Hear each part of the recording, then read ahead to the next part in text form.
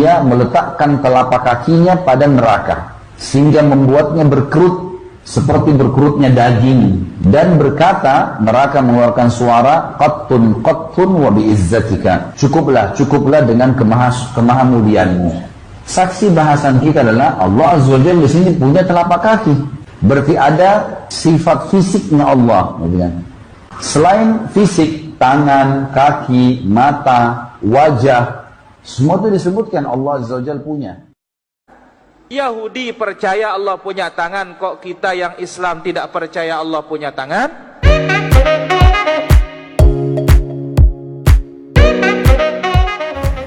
Assalamualaikum warahmatullahi wabarakatuh. Waalaikumsalam warahmatullahi wabarakatuh. Kembali lagi dengan podcast kita Sahabat AA, Sahabat Kang Ade, Sahabat Kang Argen.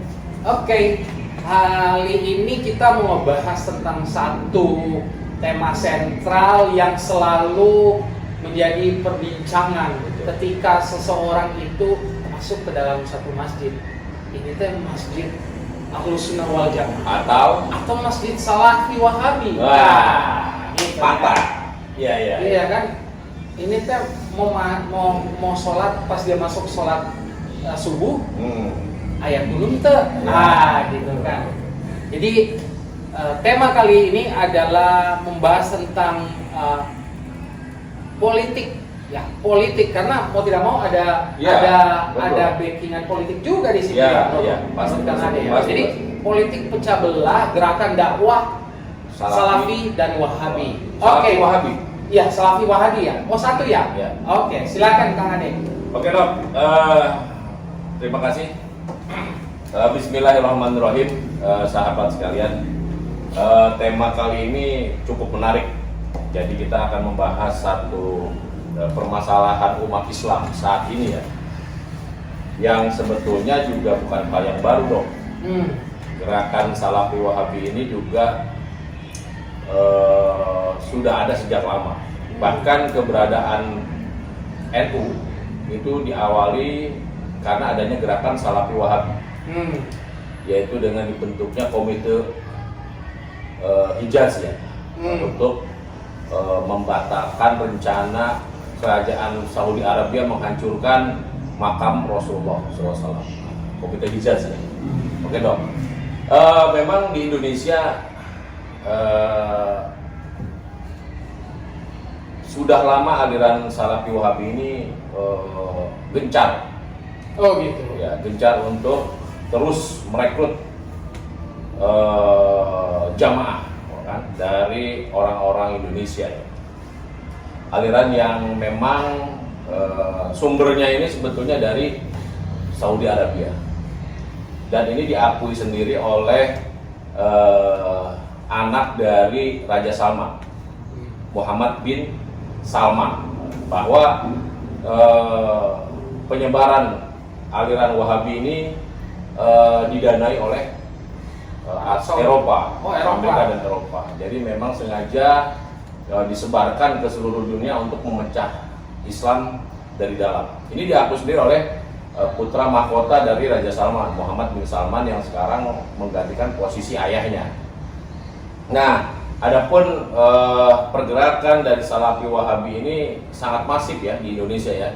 Bahkan ada istilah bukan sendalan yang hilang nih kalau di masjid, kan? Tetapi masjidnya hilang gitu, diambil oleh mereka. Ya. Jadi punten ini kita mau bahaskan, pemirsa mungkin pengen tahu Salafi Wahabi itu apa ya? Ya. Jadi sebetulnya Salafi Wahabi ini lahir dengan dari seorang ulama Arab Saudi, ya kan, namanya Muhammad bin Abdul Wahab, ya kan, An-Najd. Nah, itu berasal dari Najd. Tapi kan katanya itu gerakan pemurnian Islam. Ya, istilah mereka begitu dong, untuk memanipulasi atau mengkamuflase gerakannya mereka, bahwa mereka itu memang sebetulnya sejatinya itu memang banyak ajaran-ajarannya yang memang menyimpang dari ajaran Ahlus Sunnah wal Jamaah. Karena mereka juga ngakunya Ahlus Sunnah wal Jamaah dong. Ngakunya seperti itu. Mereka mengaku Ahlus Sunnah wal Jamaah, tetapi pada kenyataannya justru mereka selalu menyerang Maka pemahaman-pemahaman dari Ahlus Sunnah wal Jamaah itu sendiri. Oleh karena itu di Indonesia khususnya dalam hal ini PBNU ketika di zaman Kiai Said itu ada satu ide mungkin ya, ide tentang Islam Nusantara. Nah, Islam Nusantara ini kan adalah satu pengelompokan untuk mengcounter sebagai pembeda dari aliran-aliran yang berasal dari luar, khususnya Salafi Wahabi. Jadi memang aliran Salafi Wahabi ini harus dikonter supaya mereka tidak mengaku-ngaku menjadi Islam Ahlus Sunnah wal Jamaah sehingga umat ini bingung. Iya, karena mereka tidak mau disebut seorang Salafi Wahabi. Tidak mau disebut. Mereka selalu bilang mereka Ahlus Sunnah wal Jamaah. Bahkan mereka itu berkata Wahabi itu bukan Muhammad bin Abdul Wahab. Oh gitu. Bukan, tapi Muhammad bin Rustum.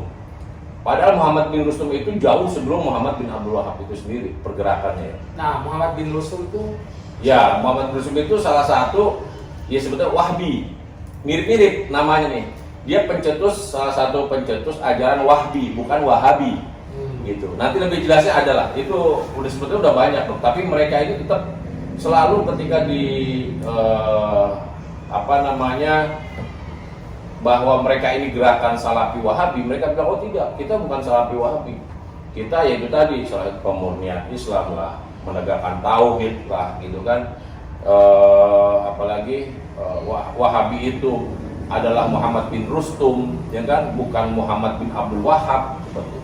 Tetapi faktanya sebetulnya adalah mereka itu adalah menganut dari ajarannya Muhammad bin Abdul Wahab yang Muhammad bin Abdul Wahab sendiri adalah penganut dari ajarannya seorang ulama yang bernama Ibnu Taimiyah. Nah itu dong. Oke, jadi pengaruhnya di dalam dakwah Islam itu seperti apa ya? Ketika mereka mungkin masuk ke dalam satu organisasi, mereka masuk dalam satu kelompok, itu kan mereka suka punya ciri khas ya. Ya. Jelas sangat ada dampak buruk ya dengan masuknya mereka ke dalam satu komunitas, apakah itu jamaah pengajian atau bahkan satu negara. Mereka ini bisa memecah belah gitu. Ajaran Salafi Wahabi ini memang tujuannya seperti itu, terutama di negara-negara yang mayoritas penduduknya beragama Islam. Iya, karena mereka kan tanpa satu wadah organisasi yang jelas. Iya. Karena kata mereka kan ya Islam itu rahmatan lil alamin. Jadi kita tidak perlu berorganisasi. Ya, jadi gini, memang ada istilah saya juga pernah berdialog ya dengan seseorang lah, sahabat juga. Gak perlulah kita NU-NU-an, yang penting sama-sama Islam. Nah, ini pernyataan begini blunder sebetulnya. Ibarat sapu lidi, kalau kita mau menyapu dengan satu batang lidi apa bisa? Untuk bersih-bersih kan nggak bisa. Oleh karena itu penting sekali kita bersatu dalam satu jamiah. Ya, salah satu jamiah untuk mengkonter aliran Salafi Wahabi itu Nahdlatul Ulama.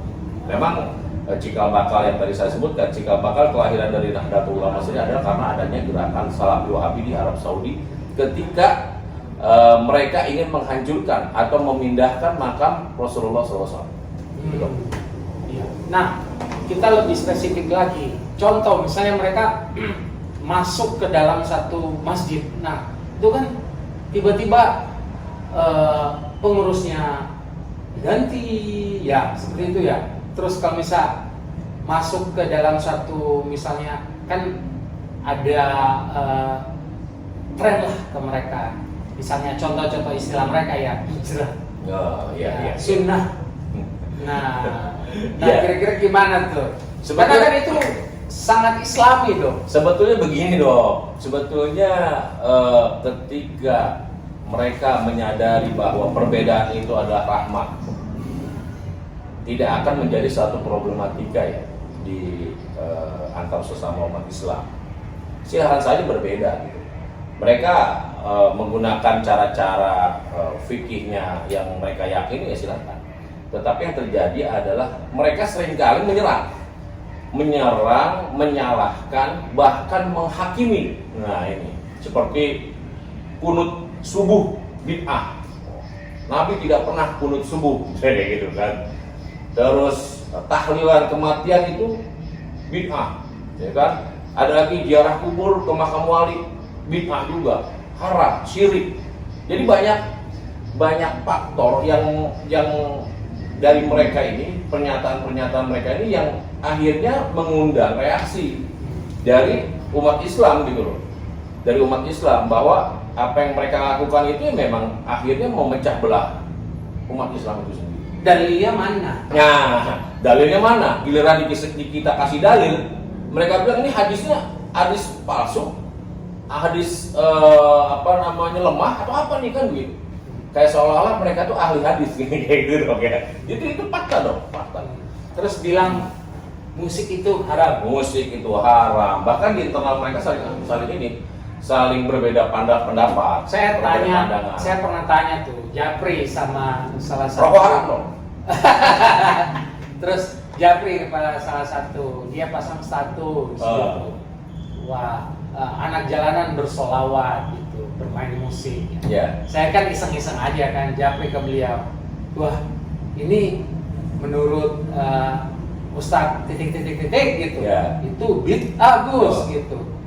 Nah, terus dia bilang, masa bodoh, tolong bilangin ke Ustadznya gitu. Emang kalau dia ceramah pakai mic, pakai pengeras suara gitu, pakai teknologi sekarang itu namanya apa? Gitu. Ya Zaman seperti Nabi itu ya. ada kan? Iya. Tapi gini dok nih, mereka pinter ngeles dok. Jadi Salafi Wahabi ini ketika kita tanya, loh katanya bid'ah nggak boleh dibagi dua, ya kan? Bid'ah hasanah dan sayyi'ah. Tapi kok antum bagi dua bid'ah dunia dan bid'ah ibadah agama gitu. Kalau bid'ah dunia itu boleh, ya kan? Seperti Rasulullah dulu nggak pernah tuh naik pesawat, naik haji gitu kan. Rasulullah naik onta, ente nggak pernah naik pesawat. Oh itu dunia itu, nggak ada masalah gitu kan. Nah, mereka pintar ngeles gitu kan. Padahal kalau mereka menyadari bahwa amalan di dunia itu pun adalah kelak akan menjadi bekal kita di akhirat kan. Nah itu loh.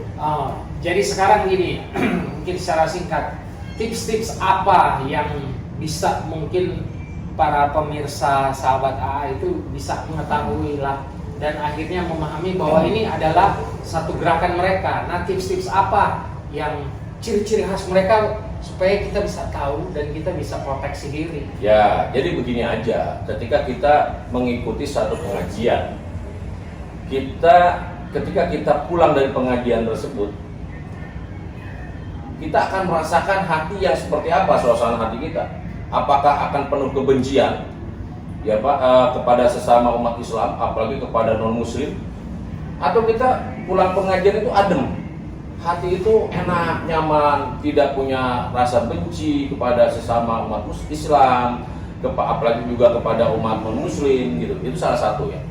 Lebih baik ketika kita ikut pengajian, terus kita ketika selesai pengajian kita kok malah benci sama sesama Islam, benci kepada non-muslim gitu kan.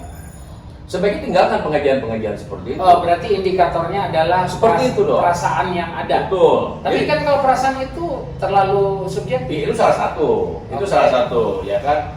Ya, yang kemudian adalah ketika kita di dalam satu pengajian nih misalnya, mereka udah mulai menjelek-jelekan, ya kan?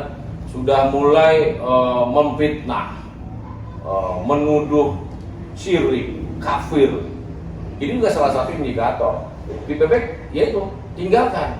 Atau mungkin bukan dalam pengajian aja, bisa kita punya teman nih, dia udah mulai nyalah-nyalahin amaliyahnya tetangganya misalnya, atau temannya, atau mungkin yang diajak ngobrol, lo sekarang tahlilan lo, nah, atau malam Jumat baca Yasin, itu kan bid'ah. Lebih baik kita sudah bisa mengkonter hal-hal seperti itu gitu, supaya kita itu nggak terbawa sampai akhirnya ikut alirannya mereka. Itu salah satu tip lah ya, salah satu tip untuk kita terhindar dari pengaruh ajaran Salafi Wahabi. Nah, itu yang pertama. Kalau kedua, kira-kira maksudnya itu kan secara subjektif ya. Jadi kita merasa kok nggak damai ketika kita merasa kok saya benci dia, akhirnya kita pulang pengajian itu salah satu. Nah, kira-kira kalau ada keduanya nggak? Ya itu tadi isi ajarannya. Oke, isi ajarannya. Isi ajarannya itu terutama akidah. Nah, jadi Salafi Wahabi ini terkenal dengan akidah Mujasimah karena mereka tidak mau mentakwil atau mentakwil itu bahasa Indonesianya apa ya? Ayat-ayat mustasabihat di dalam Al-Quran seperti wajahahu wajah Allah, ya kan, yadullah tangan Allah gitu kan. Mereka menafsirkan ayat-ayat tersebut. Jadi menurut mereka Allah itu punya tangan gitu. Jadi ini satu hal yang fatal. Karena akidah itu basic ya, dasar dari beragama. Dan Allah itu ada di atas ars. Betul. Mereka berpikir Allah itu duduk. Duduk ya, duduk. Allah itu duduk di atas singgasananya, yaitu ars. Pada ars itu sendiri ada ciptaan Allah. Ya seperti itu. Terus Allah itu maha besar, sehingga Allah itu saking besar gak kelihatan. Nauzubillahi min dzalik gitu. Itu salah satu akidahnya dulu nih. Akidahnya mereka udah jelas menyimpang dari ajarannya para ulama Ahlus Sunnah wal Jamaah, salaf yang asli. Yaitu satu akidah, ya kan? Begitupun dalam segi fikih, muamalah dan ibadah, nah, ya kan?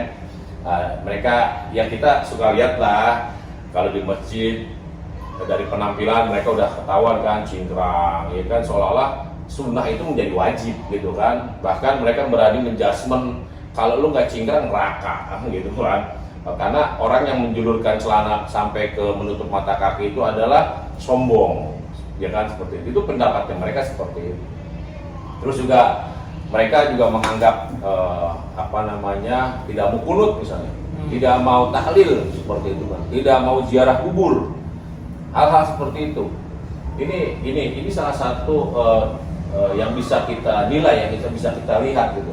Ya udah tinggalkan aja lah ajaran-ajaran dari apa yang mereka sampaikan gitu. Jangan sampai kita terlalu jauh akhirnya ikut, ya kan, terpengaruh sampai ada yang benci sama orang tuanya sendiri gitu kan. Nah, itulah tujuan mereka politiknya. Betul. Untuk memecah belah ya. Ya.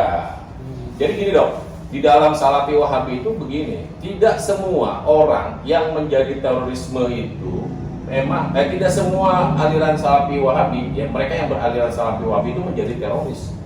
Tetapi berdasarkan data dari Badan Penanggulangan Terorisme bahwa semua yang tertangkap oleh Densus 88, ya, pelaku terorisme ini beraliran Salafi Wahabi. Nah, ini wah. Jadi mereka juga tidak, alhamdulillah NU nggak ada sama sekali. Jadi mereka tuh ada fase-fasenya memang.